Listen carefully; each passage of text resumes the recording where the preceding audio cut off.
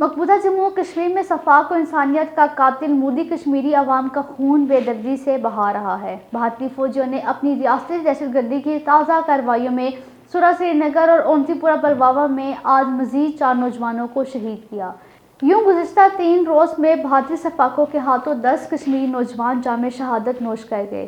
درِ اثنا حریت رہنما محمد یاسین ملک کی عمر قید کی جانبدارانہ اور غیر منصفانہ سزا کے خلاف مقبوضہ کشمیر میں مسلسل ہڑتال ہے۔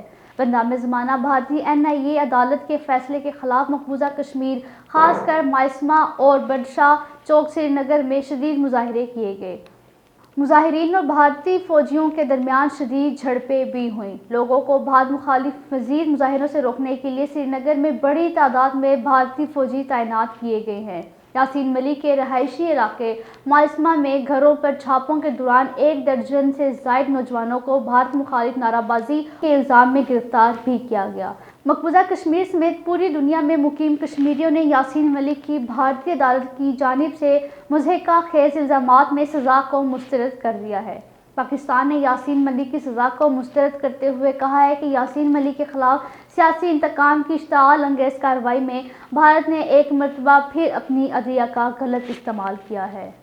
حریت رہنما اور تنظیموں نے بدنامِ زمانہ بھارتی ایجنسی NIA کی خصوصی عدالت کی طرف سے محمد یاسین ملک کو عمر قید کی سزا کی شدید مذمت کی ہے۔ کل جماعتی حریت کانفرنس نے کہا ہے کہ یاسین ملک کو تنازع کشمیر پر ان کے سیاسی نظریات اور کشمیری عوام کی نمائندگی کرنے پر سزا دی گئی ہے۔